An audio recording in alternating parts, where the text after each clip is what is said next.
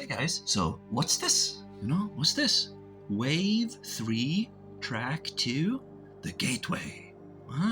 Energy bar tool. And forms. Yeah, milkshake right there with a nice straw on top. And then that's my logo right here. Yeah, that's my logo. Well, anyways, helping movement. Yeah, so using some helping movements here to help with the focus. Of course, blindfolded, but we of course can still know where our hands are. And isn't that very useful when the light goes out, that you can kind of see your body anyways if you just notice. Yeah, I'm just hypnotizing you into seeing those hands. Yeah. So what is this? What's this? What is he seeing here? Maybe it's private. I don't get to show you. And so this is what the atheist sees, like whoo, psh, zzz, boom, And this is what we who know, we see this. This is what we see. And it's called the Gateway Experience, Wave 3, Track 2. But you have to understand, it's a huge difference between having a Focus 12 and having Focus 12. Yeah.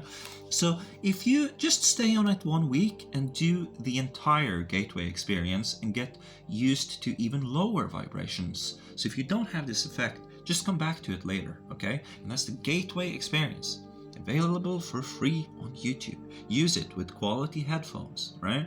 And I've done that, and then I did some phowa, right? 7th of August, I see 2 girls stare into each other's eyes lovingly, and they had this formation right here. Kind of reminded me of the heart chakra, kind of reminded me of the heart chakra. And at first it's dark because it's like a golden sun and some clouds, and they're inside a sphere that has like clouds, and then there's sun everywhere on the outside. And so as you get closer, you can see who they are, and it's like so beautiful and naked. Yeah. Kala chakra, because I saw the yogini of the Kala chakra was golden, and that just felt right. So I wanted to deal with that. Something you can do is just look at a timer and breathe, and you might see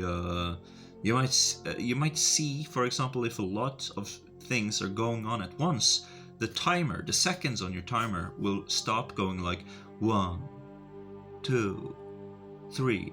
If a lot of things are going on at the same time, it will go like 1, 2, 3, 4, 5, 6. So pay attention to that. Yeah, pay attention to that. It's an illusion. Time is an illusion. Anyways, so I like the golden skin, and the white tattoos, and that's very sexy. Okay, but anyways, 11th of August. I do guided Amithaba phowa. So remember that I thought that these were in my heart, right?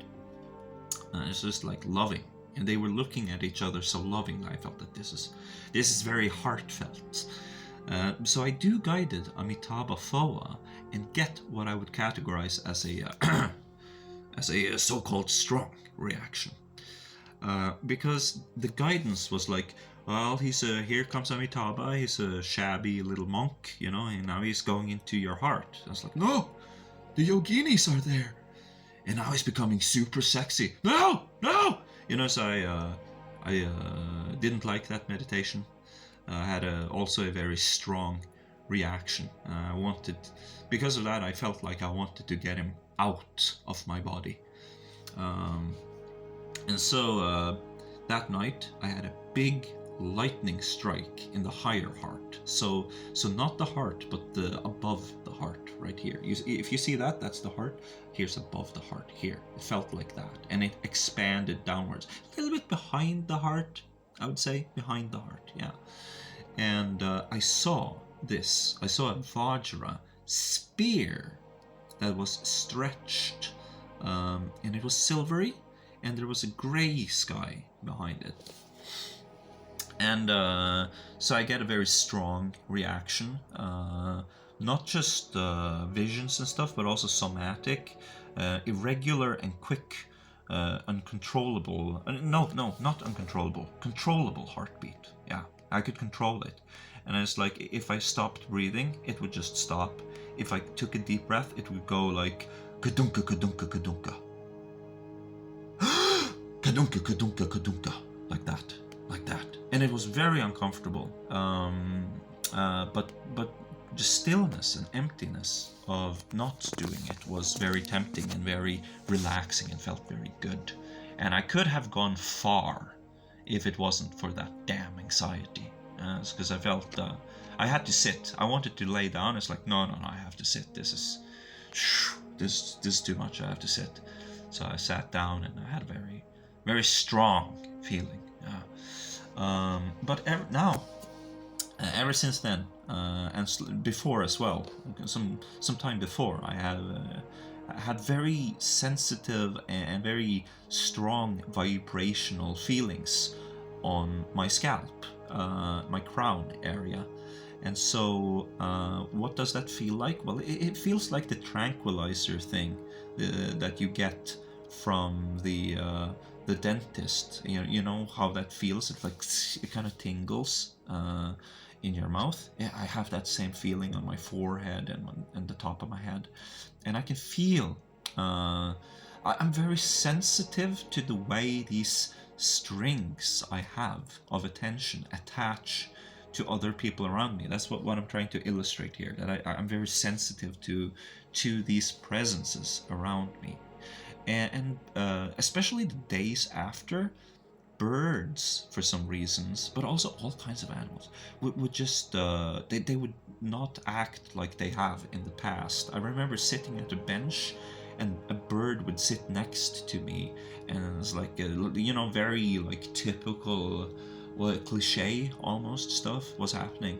But I'm very sensual, and I don't get a lot. I'm very sensual, and I'm listening to music to try to kind of ground myself, and I'm just walking in a daze, and yeah, good times. But it's been a while since I had one of these, and frankly, I hope it's gonna go on and continue for a little while. But we're going to have to do something about this. We're going to have to do something about the anxiety. And I'm thinking, I have something on my mind, maybe a kind of protective mandala or some kind of armor.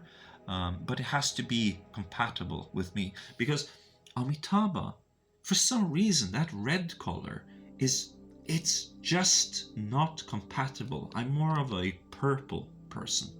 More purple. And as far as the channels, it's like blue, white, gold. Yeah, so white at the center, blue, white, gold. That's my channels.